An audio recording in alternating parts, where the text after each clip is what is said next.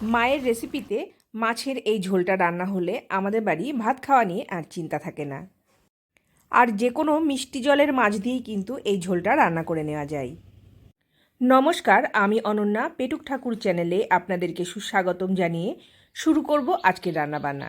শুরুতেই আপনাদের কাছে অনুরোধ, আমার চ্যানেল এখনও সাবস্ক্রাইব করে না থাকলে অবশ্যই সাবস্ক্রাইব করে পাশে রাখা বেল আইকনটি অল করে দেবেন। মাছের এই ঝোলটা রান্না করবার জন্যে আমি আজকে নিয়েছি শোল মাছ। 400 গ্রাম ওজনের শোল মাছ ভালো করে লবণ দিয়ে কচলে ধুয়ে নিয়েছি। এবার মাছটাকে হাফ চা চামচ পরিমাণ লবণ আর হাফ চা চামচ পরিমাণ হলুদ গুঁড়ো দিয়ে ম্যারিনেট করে রেখে দেব 15 মিনিটের জন্যে। মাছের পাত্রটাকে পাশে সরিয়ে রেখে দিচ্ছি। আর এখানে কিছু মশলাপাতি আমি নিয়ে নিচ্ছি। 1 চা চামচ পরিমাণ গোলমরিচ আমি শিলপাটাতে বেটে গুঁড়ো করে নিয়েছি। আর এখানে 1.5 চা চামচ পরিমাণ জিরা গুঁড়ো নিয়ে নিচ্ছি। জিরা গুঁড়োর বাটির মধ্যে দিয়ে দিচ্ছি 1 চা চামচ পরিমাণ হলুদ গুঁড়ো। দু ধরনের গুঁড়ো মশলাকেই আমি আলাদা আলাদা করে বাটিতে নিয়ে নিয়েছি আর অল্প অল্প করে জল দিয়ে গুলিয়ে নেব। মশলা এইভাবে একটুখানি জল দিয়ে গুলিয়ে বা ভিজিয়ে রেখে রান্না করলে রান্নার স্বাদ কিন্তু অনেকটা বেড়ে যায়। এবার গ্যাসের উনানে কড়াই বসিয়ে নিয়েছি। কড়াই গরম হলে দিয়ে দিচ্ছি 4 থেকে 5 টেবিল চামচ পরিমাণ সরিষার তেল।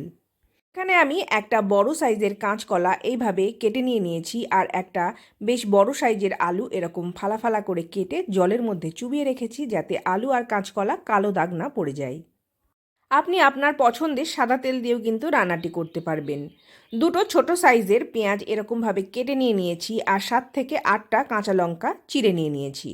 লঙ্কার পরিমাণ অবশ্যই আপনাদের স্বাদ মতো কম বেশি ব্যবহার করতে পারবেন। তেলটাকে একটু নাড়াচাড়া করে কড়াইয়ের চারিদিকে লাগিয়ে নিচ্ছি। তেল থেকে ধোঁয়া বেরিয়ে খুব ভালো করে গরম হয়ে গেলে দিয়ে দিচ্ছি সমস্ত মাছের টুকরোগুলোকে। প্রথমে আমি মাছের মুড়োগুলোকে দিয়ে দিচ্ছি। তারপর মাছের বাদবাকি অংশগুলোকে দিয়ে বেশ কড়া করে উল্টে পাল্টে ভেজে নেব। আপনার বাড়িতে যেরকমভাবে কড়া করে বা নরম করে মাছ ভাজা হয় সেইভাবে আপনি মাছগুলোকে ভেজে নেবেন। মাছের বডির অংশগুলোকে আমি তুলে নিয়ে নিচ্ছি মাঝারি কড়া করে ভেজে। আর মুড়োগুলোকে আমি বেশ মুচমুচে কড়া করে ভেজে নেব আরও কিছু সময় ধরে। মুড়োগুলো লাল লাল করে ভাজা হয়ে গেছে, মুড়োগুলোকেও তুলে নিয়ে নিচ্ছি ওই পাত্রের মধ্যে। মাছ ভাজা তেলের মধ্যে এবারে দিয়ে দেব পেঁয়াজ কুচি। পেঁয়াজ কুচিগুলোকে হাই ফ্লেমে নাড়াচাড়া করে বেশ লাল লাল করে ভেজে নেব। আমার রান্নাবান্না আপনার ভালো লাগলে অবশ্যই একটা লাইক করবেন আর প্রচুর প্রচুর শেয়ার করবার অনুরোধ রইল। পেঁয়াজ ভাজা হয়ে গেছে, ওই তেলের ওপরে এবার দিয়ে দেব জল ঝরিয়ে নেওয়া আলু আর কাঁচকলা। আপনি যদি চান আলু আর কাঁচকলাটাকে আগে তেলের ওপরে দিয়ে ভালো করে ভেজে নিতে পারেন, তারপর রান্নাটা যথারীতি একই রকমভাবে করতে পারবেন। আলু আর কাঁচকলাটাকে আমি একেবারে ডিপ ফ্রাই করছি না, তেলের ওপরে এইভাবে দিয়ে মশলার সাথে কষিয়ে যতটা রান্না হয় বা কষানো হয় সেভাবে আমি রান্নাটা করে নেব। দিয়ে দিচ্ছি স্বাদ অনুযায়ী লবণ। 1 চা চামচ পরিমাণ লবণ আমি দিয়ে দিচ্ছি, পরে যদি প্রয়োজন হয় তাহলে বাকি লবণ ব্যবহার করব। জলে গুলিয়ে রাখা হলুদ গুঁড়ো আর জিরা গুঁড়োটাকে একটুখানি এরকম করে চামচ দিয়ে নাড়াচাড়া করে গুলিয়ে নিয়ে দিয়ে দিচ্ছি আলু আর কাঁচকলার ওপরে। এবার নাড়াচাড়া করে কষিয়ে নেব। 1/4 চা চামচ পরিমাণ চিনি আমি এখানে ব্যবহার করছি। ঝোলটাতে খুব ভালো স্বাদ হয়। আপনি যদি চিনি অপছন্দ করেন সেক্ষেত্রে চিনিটা ব্যবহার করবেন না। নাড়াচাড়া করে নিচ্ছি খুন্তি দিয়ে। খুব বেশি সময় ধরে আমি মশলা কষাবো না। মশলা থেকে কাঁচা গন্ধ চলে গেলেই দিয়ে দিচ্ছি পর্যাপ্ত পরিমাণ জল। যতটা ঝোল আপনার প্রয়োজন হবে সেটা বুঝে জলটা ব্যবহার করবেন। আমি এখানে 3.5 কাপেরও বেশি পরিমাণ জল দিয়ে দিয়েছি আলু আর কাঁচকলার মধ্যে। গ্যাসের ফ্লেম হাই করে দিয়ে ঝোলটা ফুটে ওঠা পর্যন্ত অপেক্ষা করব।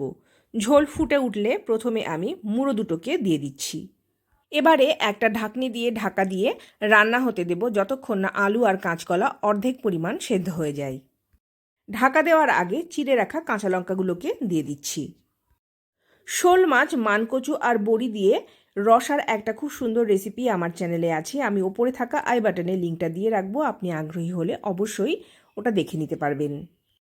আলু আর কলা অর্ধেক সেদ্ধ হয়ে গেছে, ঢাকা খুলে আমি এবার বাদ বাকি মাছগুলোকে দিয়ে দিচ্ছি। তারপর ঢেকে রান্না করে নেব আরও 2 থেকে 3 মিনিট সময়ের জন্যে। মাছটা যতক্ষণে রান্না হচ্ছে ততক্ষণে পাশের উনানে আমি আরও একটা কড়াই বসিয়ে নিয়েছি আর দিয়ে দিচ্ছি 2 চা চামচ পরিমাণ সরিষার তেল। সরিষার তেলটা যতক্ষণে গরম হচ্ছে ততক্ষণে আমি ঢাকনা খুলে দেখে নিচ্ছি এদিকে আলু কলা সব কিছু সেদ্ধ হলো কি না। ওদিকে ফোড়নে দিয়ে দিচ্ছি 1 চা চামচ পরিমাণ 5 ফোড়ন। ফোড়নটাকে খুব ভালো করে হতে দিতে হবে। তারপর ফোড়নটাকে দিয়ে দিচ্ছি মাছের ঝোলের কড়াইয়ের মধ্যেই। গ্যাসের ফ্লেম আমি এখানে মাঝারি করে দিয়ে রেখেছি। এবারে দিয়ে দেব গোলমরিচের গুঁড়ো, যেটা আমি জলে ভিজিয়ে রেখেছিলাম একটুখানি নাড়াচাড়া করে। মিনিট 2 সময়ের জন্যে টকবক করে ফুটিয়ে নেব সমস্ত কিছু। আর রেডি হয়ে যাবে শোল মাছের দারুণ স্বাদের ঝোল। গরম গরম ভাতের সাথে দুর্দান্ত লাগবে। অবশ্যই এইরকমভাবে একবার শোল মাছের ঝোল রান্না করুন আর আমাকে অবশ্যই জানাবেন কেমন হলো আপনার রান্নাবান্না, কমেন্ট বক্সে কমেন্ট করে। আমি আমার ফেসবুক পেজে ফুল লেন্থ ভিডিওগুলোকে আপলোড করি। আপনি আগ্রহী হলে আমার ফেসবুক পেজ অথবা ইনস্টাগ্রাম ফলো করে নিতে পারেন। লিংক আমি দিয়ে রাখবো ডেসক্রিপশন বক্সে। আর ডেসক্রিপশন বক্সে আমি অন্যান্য আরও রান্নাবান্নার ভিডিও লিংক দিয়ে রাখি, আপনি ওখান থেকে দেখে নিতে পারবেন। রান্নাবান্নাতে ব্যবহৃত উপকরণের লিস্টও আপনি পেয়ে যাবেন ওই ডেসক্রিপশন বক্সেই। আমার রান্নাবান্না আজকের মতো এই পর্যন্ত। আপনারা অনেক ভালো থাকবেন, সুস্থ থাকবেন। আপনাদের সাথে দেখা হবে পরবর্তী কোনো রেসিপিতে। আজকের মতো বিদায়, নমস্কার।